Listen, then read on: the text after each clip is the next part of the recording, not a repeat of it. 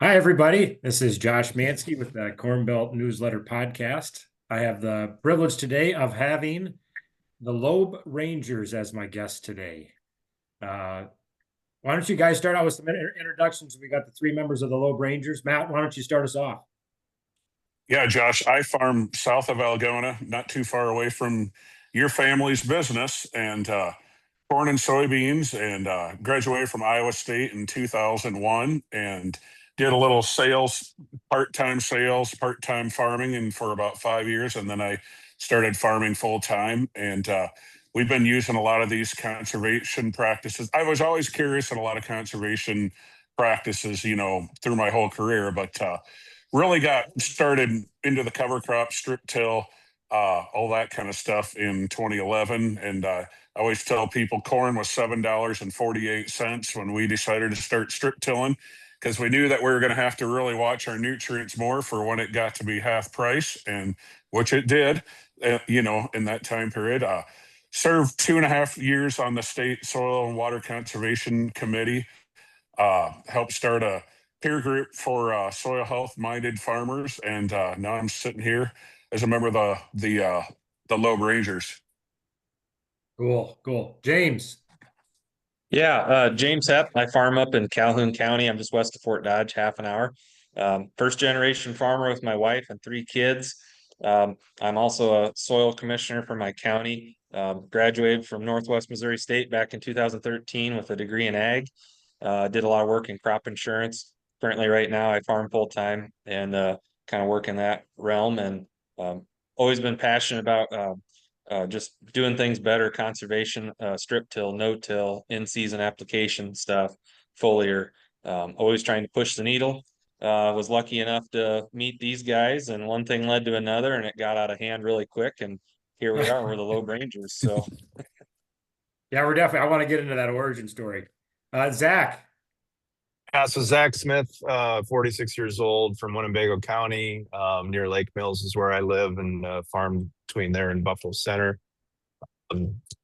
2002 graduate of Iowa State with a degree in agronomy. I spent most of my career working in ag retail in various roles. I was a chemical salesman for about 11 years, and then did a 7-year stint as a Pioneer seed dealer, and had my own, agronomy business essentially with that.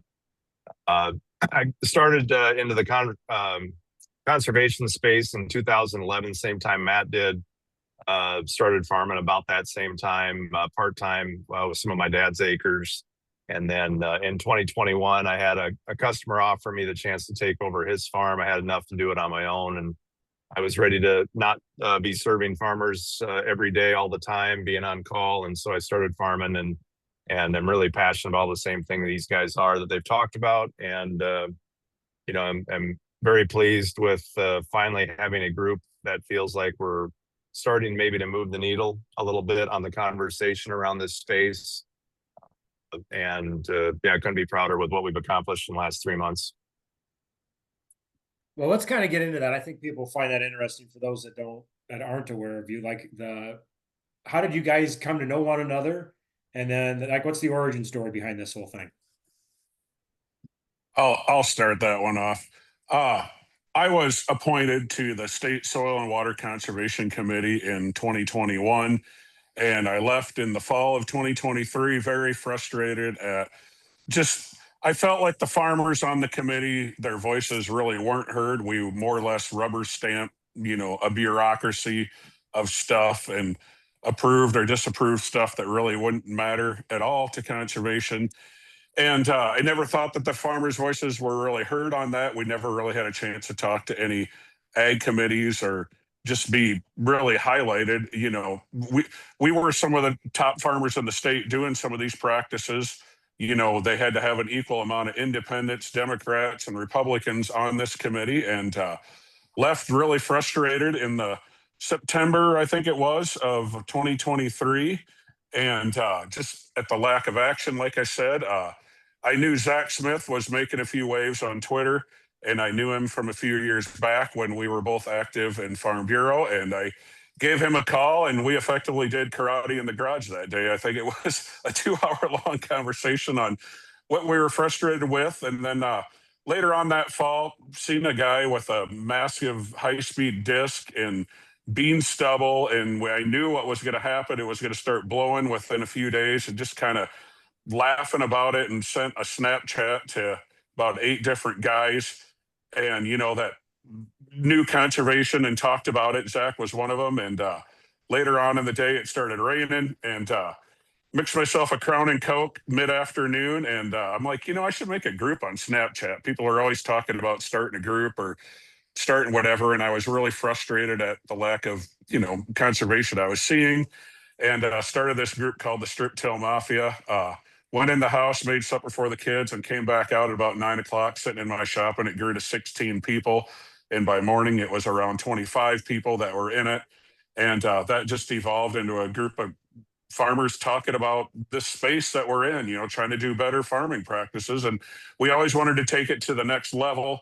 We'd have different meetings, how could we influence policy? How could we help get farmers on board to doing more stuff? Where's the future going to lie with all this? And, it needed some farmers. It ended up being Zach and James and I. James was brought into a group by another farmer that was in the group earlier. James was one of the later guys that came to the group. And we ended up here in about January putting this group together, launching a social media campaign, talking about all these issues. And it just kind of grew from there. So when did we start? Right around February, making our videos, guys? I think it was March. Yeah. March of this year. Yes. Okay. Wow. But the your guys' group essentially started with the Strip Till Mafia. Is that right, Matt? And then it's Yep. kind of Yep. evolved Okay. into the three of you now being the Lobe Rangers. So of course, for those of the listeners who are outside of the Des Moines Lobe, does somebody want to explain what the Des Moines Lobe is? Yeah, so I'll do it. Yeah, The Des Moines Lobe is a geological formation that kind of makes a tongue shape or a U-shaped trough in the north central part of Iowa. It was formed by a glacier about 14 to 16,000 years ago. It came down and kind of flattened and created some beautiful black young soils that prairies grew up on and made super fertile over the next period of time. And then now we get to farm it, and so that's that name is where we got the Lobe part of our name from, and then the Rangers part was just we wanted something that would slap a little bit and get people's attentions. And James had the brilliant idea when we did our social media stuff to announce ourselves and then have a bullwhip crack. That we that's our signature between on every video. It starts and stops with that, and people love the bullwhip. We actually had one of our super fans in Illinois send us all bullwhip cracks. So we are trying not to take our eyes out with them. They're kind of a dangerous deal, but that's kind of fun. Yeah, so that's where the name came from, and the tie to the landscape that we all farm on. We're all on the Des Moines Lobe, and that's the same landscape that feeds the city of Des Moines with the watersheds, the Raccoon and the Des Moines River basins that have caused a lot of the news. And so that's how we came up with it. It's kind of a cool little origin story. Let's for some more background for folks as well. Let's talk about each of your operations and how you started to implement these conservation practices, some of the positives, some of the negatives, some of the barriers to entry, even within your own operations. I know I can speak to ours. I mean, we started with a very small amount of cover crops. Well, majority of our operations down in Southwest Iowa, and we started with a small amount of cover crops, and now we've increased that exponentially. So I know, like, dipping your toe into certain practices, as we know, if you go whole hog, that can be kind of a risk to the entire farming operation. So I don't know, Zach, if you want to start with that, kind of talk about your operation, some of the things you've implemented and success stories or other, like I said, possible barriers to entry to doing some of these things, and we can kind of go from there. Yeah, the biggest barrier to entry with all of this stuff to make these changes are typically dads and grandpas that stand in the way of not being comfortable with the change or being at a spot where they're like, I've been successful for 40 years. I had the same problem, but my parents did not want to make the change when I wanted to in 2011. I basically forced their hand. and had kind of a come to Jesus meeting with them on the porch about this time of the year in 2011.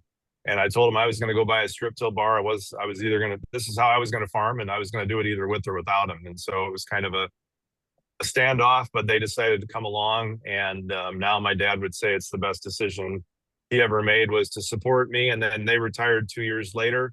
And, you know, that's the one thing we all have in common is we don't have another generation standing in front of us limiting what we can do. There's a lot of people, I think, that are, you know, that are our age or younger that would really like to do these things. But, you know, the older successful generation, a lot of times is what stands in the way. So my farm, I utilize strip till cover crops since 2014 with the covers. You know, all my nutrients are row indexed, either going on with the strip till bar, my nitrogen's all applied either with the planter or with a side dress application. You know, that's essentially what I've done. And then this last year, I've diversified. I'm corn and soybeans, but I've also added oats. I invested in the new oat plant up in Albert Lake, Minnesota, started by a fellow Iowan, Landon Plaguey out of Latimer, and really excited to have a third crop in the rotation. And yeah, I guess that's a little bit about my stuff. James, let's hear about your operation. So my story is a little different since I'm first generation. The family that I helped take over, they were very supportive, and they were already doing some strip till and doing different things like that.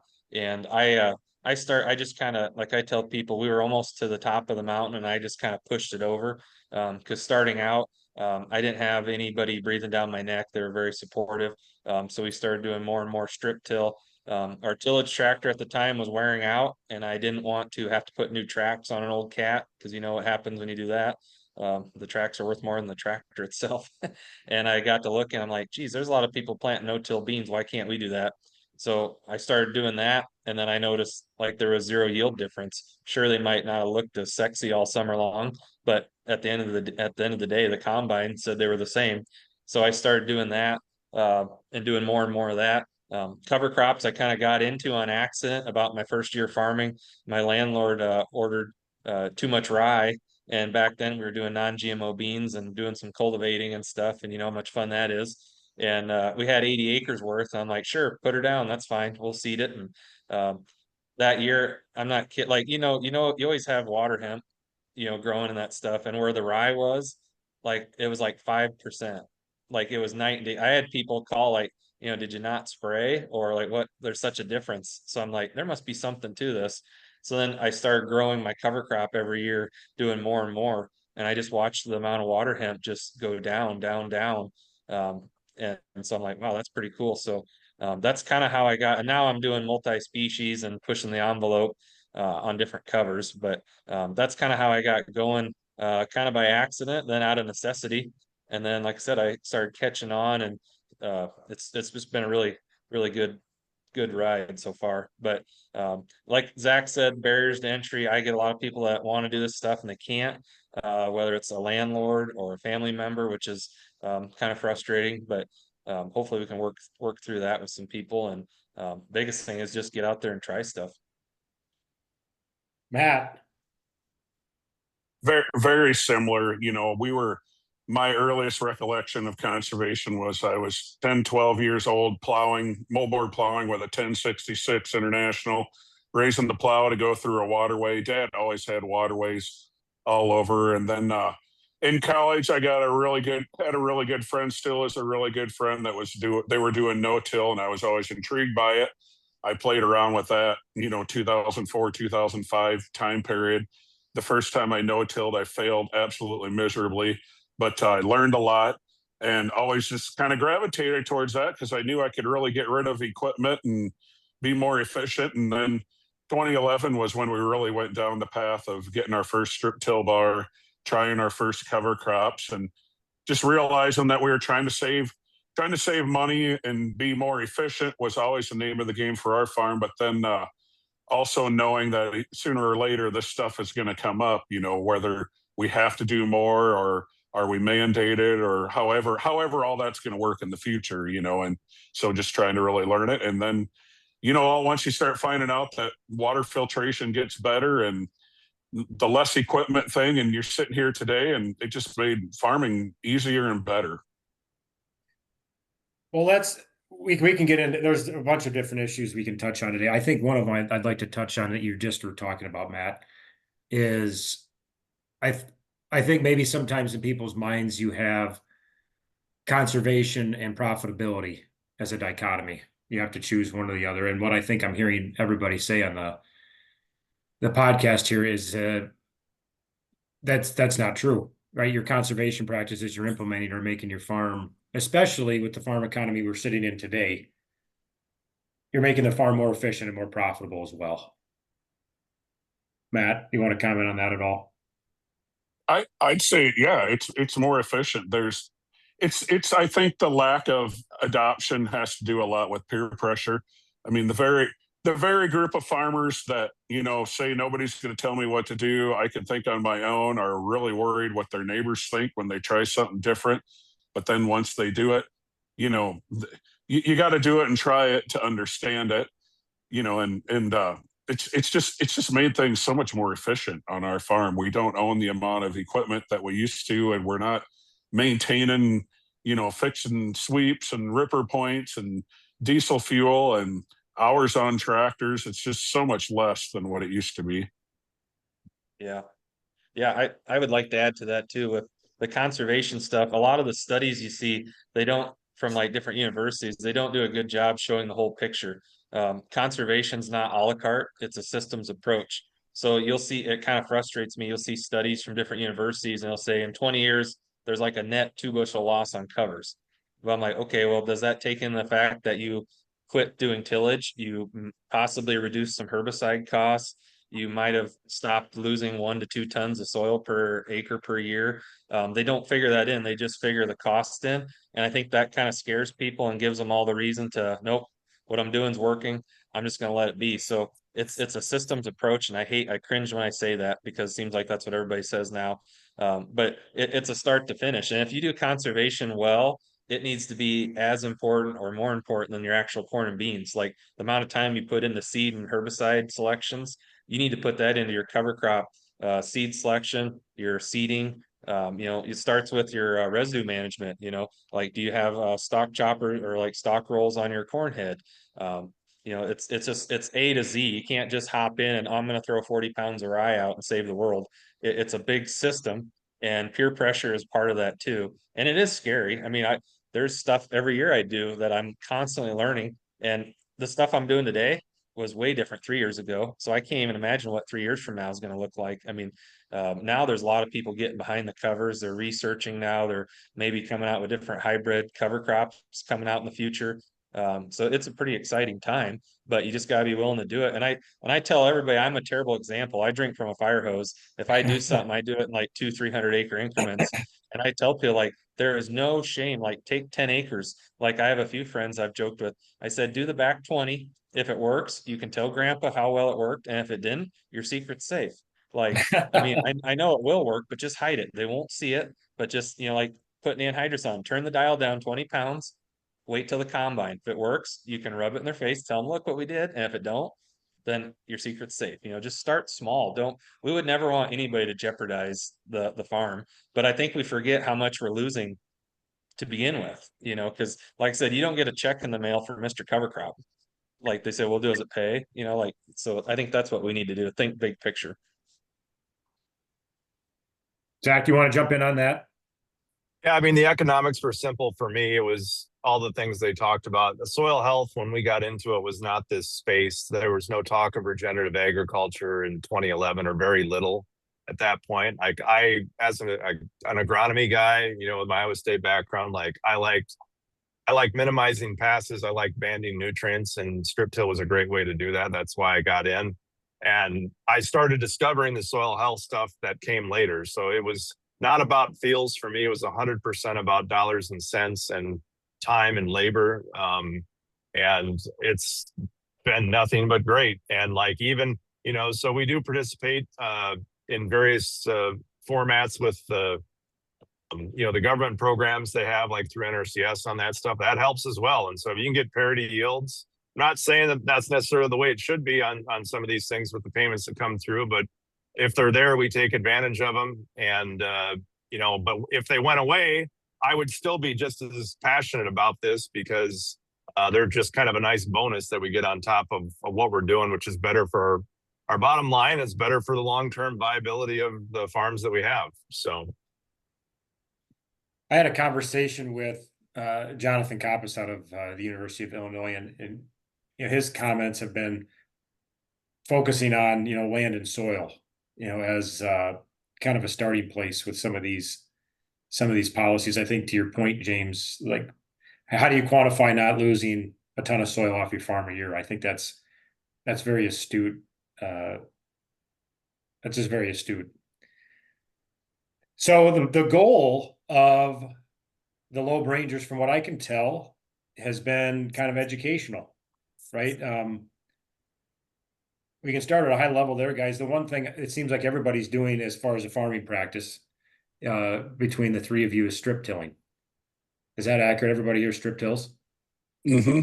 Why? For the listeners that don't have any idea what that is can somebody explain what that is and why that's been advantageous for everybody? Sure. Yeah. So instead of doing conventional tillage where traditionally you would hit it with a ripper in the fall, and then in the spring you'd come back and hit it with a field cultivator and make it fairly black. Um, like us, the three of us, a lot of us will do fall strips. So we'll go in the fall and we'll make like a 8-inch wide strip literally with a knife, and then we'll band our fertility at the same time. So instead of having everything turned and black, there'll just be like maybe an 8-inch strip that's black. I've been experimenting with spring strip till also with coulters. So you can do it both. You can do it in the fall or in the spring. And that's the main thing. But like I said, instead of doing 2 passes, you're doing 1. A lot less fuel, a lot less oil changes, like Matt talked about, no field cultivator sweeps, stuff like that. But like I said, with strip till, it does take proper management. Like you probably don't want to just throw your junior high son in there and say, go strip till. Like you need to, there are days where it's like, let's wait till tomorrow. So it's more precise, but it's really not an issue when you think grand scheme. Like before you were doing 2 tillage passes, now you're doing 1. So if it takes you another day and a half, 2 days to do everything and do it right and apply your fertilizer, potentially lower your fertilizer rate, I mean, that alone would more than pay for your strip till pass, when you're banding versus broadcasting. So yeah, that's part of the system of it, but that's the gist of it, where we're just taking a small slice, and then it's warmer in the spring. The theory is, instead of like pure no-till for corn, because corn's a little more sensitive. I mean, beans will grow on the sidewalk, but corn's more sensitive, so they like the strip. Yeah, and on the strip tilling, obviously you're stripping right where you need it, right where you're placing it, and of course from the studies I've seen, you're also cutting back on how much fertilizer you're having to use because you're putting it right in that strip. Yeah. Yeah, it's all over the board. Some people use the same amount. I've heard some people that have had a 50 to 75% reduction and they're having the same parts per million, the same. So, I mean, that's big money they're talking. I mean, it's a big deal. Have you And it's guys worth seen the that? Have you guys seen the strip till practice increase since you've started it, or not necessarily? a little bit. I think it's increasing in different spots in different parts of the state. Maybe, that it's spotty. It's all if you get the right neighbors and the right guys kind of doing it, then they kind of start following along with what the other neighbor does. You get up around that Osage, St. Ansgar area, there's a lot more adoption of this stuff than there is here. There's areas around Storm Lake that I see a little bit more adoption, but there are more people starting to buy strip till equipment, but it still pales in comparison to the amount of new rippers and field cultivators that we see go out. My local dealer that sells a lot of strip till equipment, they're sending it all over the countryside, versus your tillage equipment. It's getting more spread out locally from your local dealership. Yeah. Let's pivot here. The strip till, I noticed that was a practice that all of you guys had shared. So I thought that was worth discussing because it's the benefits of the soil conservation element of it and the reduction, especially in fertilizer. I think that, especially with the way fertilizer costs are now and what we're going to be seeing probably come August, I don't know how many more sticker shocks we can handle, guys. So let's kind of go big picture here. Goal of the Lobe Rangers, as you guys came together, you formatted this truly a kind of a grassroots group. I mean, in its truest form, you came together with the strip till warriors became the Lobe Rangers in a way. Do I have that right, Matt? Yep. Basically, somebody had to stick their neck out and try something. You know, we would talk about, well, should we do this or should we do that? And then finally, it's like, well, we'll just run with something and see what sticks. And you look back on our first videos, and they weren't that great, but we seem to be getting better and getting advice on how to, from successful people that can make videos and what to do to make them better. And you start figuring out your content and what gets you reactions, what gets you comments and stuff like that. So Well, it certainly seems like obviously you have obviously the experience, and then the education aspect of this whole thing. It certainly seems every video that you guys put out, you're trying to educate the general populace. Is that kind of one of the main goals of this group? Well, I'll take it. I'll take that one. So, our goal when we started this is that we wanted to influence meaningful change. And what meaningful change means is that, we wouldn't do this at something that would be cute to put on a sign or a billboard or a press release. We wanted to see conservation efforts that actually led to tangible things like decreases in the amount of nitrates that are actually ending up in the river. Like, that would be a goal. Now, the reality is that three farmers can't change that on their own. That's not going to be determined by the governor's race here, because whoever the next governor will be will still have a legislature that's not likely to move very quickly on these things. And so our goal as a group is to illustrate the level of change that's required. Most people don't know what that is. Most politicians, most people in agriculture don't like talking about, because it's an enormity. It's a huge distance away from where we're at today as far as the rate of adoption on the landscape that we have right now. The only way, in our opinion, we've tried to rely on voluntary change with the Iowa nutrient reduction strategy the last 13 years. We've maybe gotten 3 to 5% adoption specifically on the Lobe. And so, if we're being honest about things, voluntary is, in our opinion, has kind of been a failure.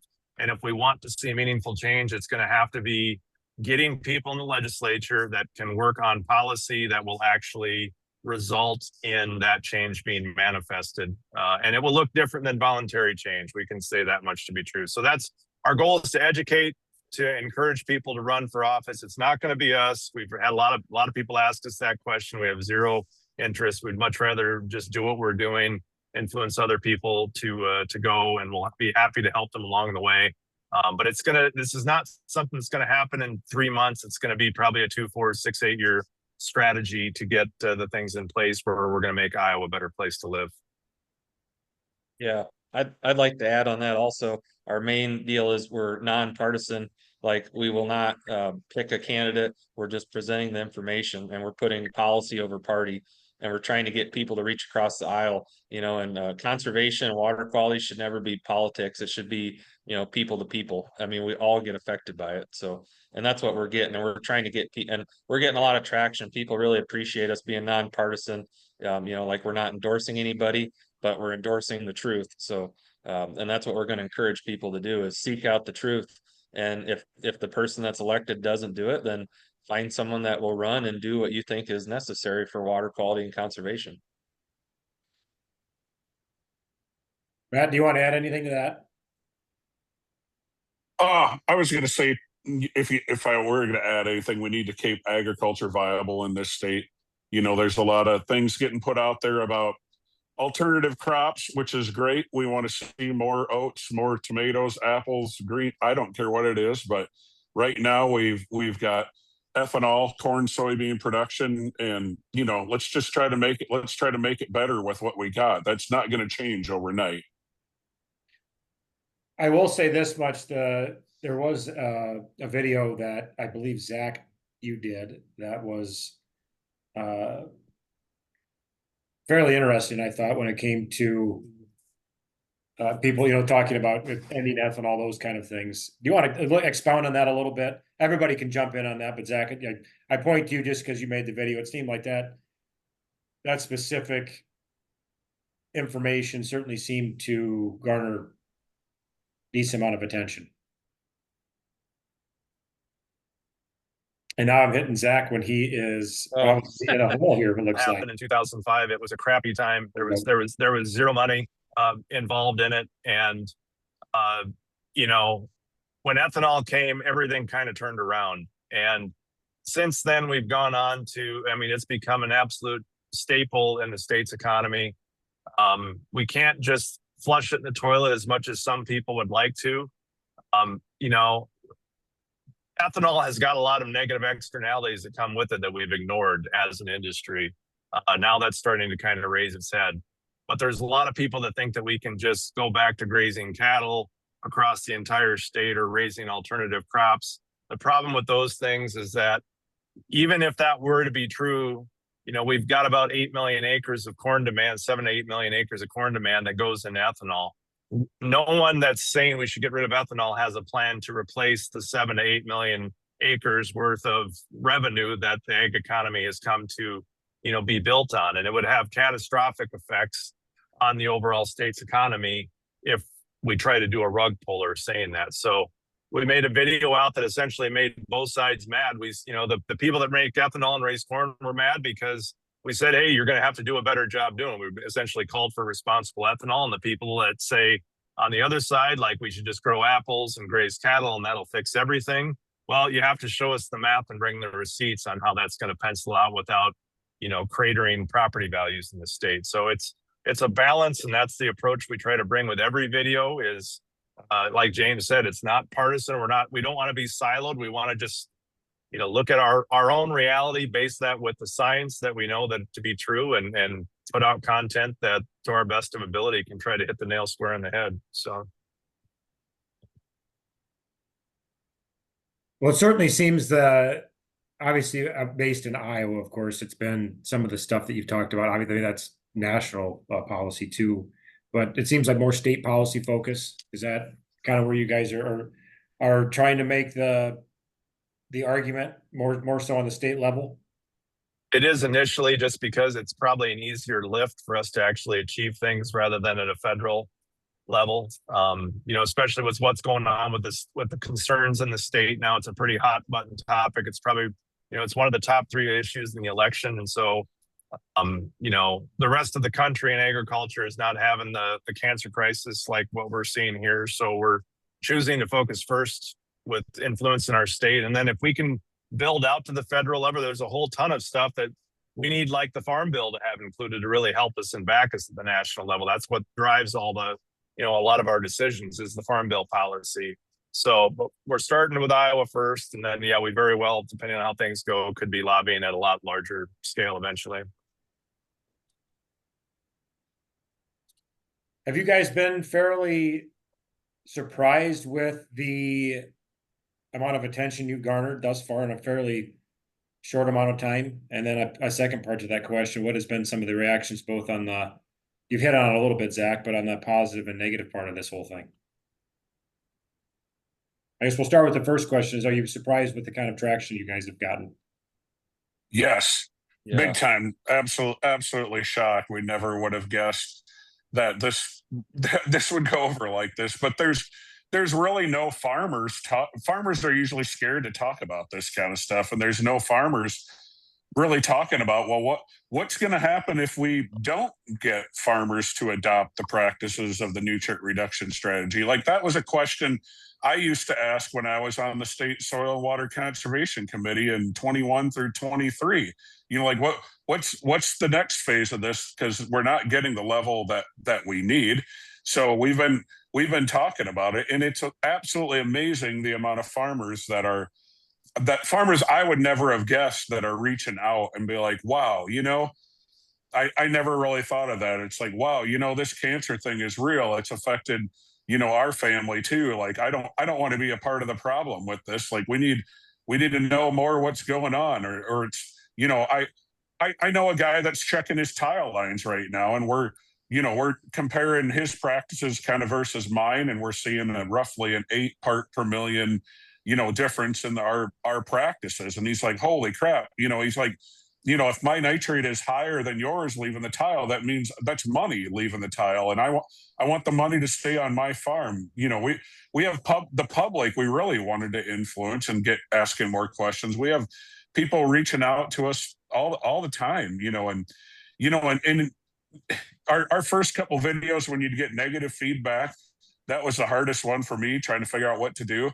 But now it's really fun, actually. Like we like the people that give that respond with the really stupid comments. It's like, bring it on, buddy, because if they were to respond at around noon when we're recording this, by 2 o'clock, we're going to have allies on our side just going after it. So that's been really fun, for me to mature in that level, of how to deal with that kind of stuff.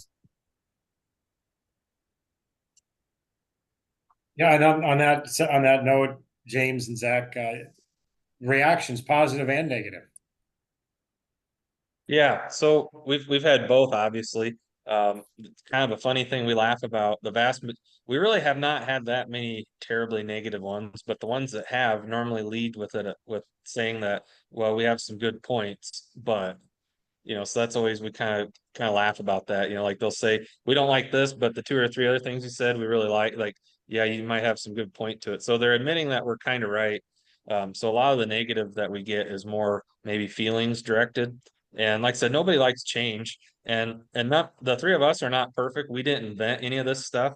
We're just, like I said, we're just preaching from the Bible of this conservation stuff. I mean, that's what we're doing. We did not invent this stuff. So it's nothing's personal. We're not trying to attack people. We're trying to educate, because the wolves are at the door, and there's people that want to legislate. Like Zach was saying, you can't just cut ethanol overnight. We can't just go all apples and cows. That's just not feasible.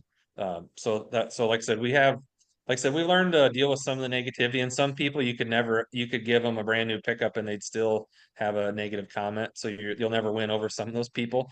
And we talked with a guy that does a lot of podcasts, and he said, if you're not getting any negative, you almost wonder if you're not pushing hard enough. Like you should expect a little bit of negativity. And when he said that kind of clicked, because I didn't like some of the negativity either, but that kind of helped us. I think Matt's kind of in the same boat. So Zach's more of a honey badger than us. But. Well, those of us from rural Iowa, it's one of those things you kind of like to be liked a little bit, right? I mean, you don't want to get people too fired up. Zach, and we're trying to help people. Right. No, I think that's the other thing is, sometimes people, things are said to get a reaction, right? And I think for you guys, this is practical experience of what's going on your operations in order to not only make the farm more sustainable, long-term, profitable, but also having those soil and water goals that you're having, come off of the farm as well, right? Yep. This is maybe a fun question. I don't know if you guys have been asked. So if you had 3 things you'd like to see implemented or done here, say it. So I heard Zach say, this is something that's going to take, 2, 4, 6, 8, 10 years. Let's just have some fun with this. Like in the next 10 years, what would be 3 things you guys would like to have seen accomplished by the time and effort you are putting into not only this online content, but you have we got to make sure we pitch the field day that's coming up, right? Is that the 25th of July? Is that a James 25th farm? Yep. It'll be July 25th at my farm near Rockwell City. Right. So you guys, there's we're all busy when it comes to agriculture. A lot of things are going on, but your guys are putting in time and effort on this thing. So like, what would be, let's say 10 years from now, 3 things you'd like to accomplish? Well, I think a lot of our stuff will be similar, but number one, to have a reduction in nitrate. And number 2, better respect for like soil, just taking care of the soil better. So maybe see a lot more no-till beans, a lot more strip-till corn. That would be huge. And I think number 3, it would just be a return to profitability on the family farm by using this stuff, because I think if we all do these conservation practices, we'll make a better world, literally, but then it'll make our farms more profitable also. So I think that's my 3 things, which we'll see what the other guys say, but that would be my 3 things. Well, we need more. Everything that we're advocating for and what's in the Iowa nutrient reduction strategy, none of it is rocket science, Josh. I mean, in-season nitrogen application, we got to get to more of that to get the nitrate levels down, and we need more living roots. If you're in a museum of natural history, you'll see, these roots of the native prairie grasses that go down 10, 20 feet deep, some of this stuff. Like we don't have any living roots past the growing season. So you're thinking from mid-April till the middle of October of where the roots are really attached in the ground roughly. We need more of that, and then when I think about in-season nitrogen application, that's not rocket science. When you look back on the history of anhydrous, especially, the first anhydrous applicators were front mount cultivators on M Farmalls and 70 John Deeres. They did in-season nitrogen years ago, and we've really gone away from some of that stuff. So like those two practices alone, that Iowa Soybean Association and the Iowa Corn Growers Association, have data on that they're talking around 40-ish% reduction in nitrate with that. Like this, we're not pulling teeth here with what we're asking and what needs to be done in this state. It's going back to just the root of science and how all this stuff works. And we would have agriculture taking accountability for the results of its actions. I think that would be a major step forward. We have had an attitude with, that we would say our industry leaders have set a poor example of deny and deflect about the realities of what's happening. And it's put us in this situation where we're kind of on our heels and the public is rightfully upset. And it feels like, though, that things are maybe starting. And so I think if we can be honest about things, this is not foo-foo dust. This is basic agronomy, that a lot of the people that are leaders in this industry have got the same education that we did at Iowa State. And it's just that, maybe the financial aspects of, running these big corporations, it isn't the best thing to maybe talk about some of this stuff. And so we need to build back in the negative externalities that we've ignored as an industry for the last 50 years, because it appears to have had some ramifications that aren't so great. And I think when we get back to a state of being accountable, I think it'll be better for our position with the general public and better for agriculture in general. So you guys are 3 members of the Lobe Rangers. Do we plan on adding any more members to the face of the group here? Or are you guys kind of it? I think if we can find people willing to step up, it's not easy to be a ranger. You have to kind of fit a special mold where you've got to have pretty tough skin. And there's a lot of people that I think maybe would be interested in doing it, but they have other businesses, or they'd be worried about, how would they be seen in the community or by landlords, or, there's a lot of risk. And it's not that we're without risk, but, we're fairly insulated on some of those things. We're pretty backed up by the important people in our lives. And, but if somebody wants to join us and they like what we're doing and they want to join the message, we would welcome new folks at any point. So, well, for everybody out there that want to find some more information on the Lobe Rangers, where can they go? Where are your main platforms? Because there's about 50 of them, but where's the main ones you guys are focusing on? Right now, we're Facebook and Instagram for the most part. Do you guys have a website? Yep. TheLobeRangers.com is our website. That's going to be getting reworked very, very soon to a new website. We also have our own non-for-profit started. We got our first donation James procured the other day. That'll be going in the bank account here shortly. So we are working on all that stuff too. So we're not quite a 501 yet. That is coming with the feds, but we're still waiting on our paperwork for that. But as far as the state of Iowa, we're a non-for-profit and would sure appreciate any help we can. It'd be nice to get on more social media platforms, but there's just 3 guys right now doing this, and there's only so much time in the day. I mean, we have families, we got to actually run our own farms. So, if we could get somebody hired or get the right person that likes to do that kind of stuff, that takes some of the workload off of us, that would be certainly great. So is the 501c3 going to be, does it have an official name? It'll be a 501c4 actually, Okay. and it's going to be the Lobe Rangers as well. So everything we do is under the Lobe Rangers title. And, and I don't think if we were like Farmers for Soil Health or something like that, I don't think it would be the same, as coming up with something more clever in our marketing that we just kind of stumbled across. So. No, the name is definitely unique, of course, as somebody who was born and raised here in the Des Moines Lobe. Knew all about that when I heard what the name was, but it's for those like again that are outside of where we're at, they're like, what does that mean? So I'm like, yeah, we can kind of explain that. Well, guys, I've so appreciated the conversation here this morning. I appreciate your guys' time taking it out of your busy days. Zach, obviously on the road here, so I appreciate you taking time out, Zach, and James and Matt, appreciate it. And I guess the other thing we got, like one more thing, James, we got the field day at your farm there on the Yeah. 25th. Tell us just a little bit more about that. Yeah, speaking of support, everybody's invited to my farm. It's in 2195 250th Street, Rockwell City, Iowa. We're a mile and a half off Highway 20, and I'm a mile off Highway 4. So really good location. We're gonna hopefully get a lot of people there. It's Saturday, July 25th. Registration starts at 9. We'll probably be kicking off about 9:30. The Calhoun County pork producers will be grilling lunch. So if anything, you'll get a good meal out of the deal. We're working on some really good speakers will be coming and talking. We're going to talk about ourselves, who we are, why we're doing it, what our goals are, a lot of stuff we just talked to you about. And we have some more stuff that will be coming down the line soon. Hopefully we might even have some merchandise coming up pretty soon too, have some t-shirts. Maybe Zach can expand on that a little bit more, but field day, July 25th, Rockwell City. Look up on our Lobe Ranger website or Facebook. We'll have more information as it gets closer. It'll be a great event. Should be done by 2. We'll also have some equipment set in there, so some of the non-farm people can see kind of some of the stuff that the 3 of us are using to help promote soil health and water quality stuff.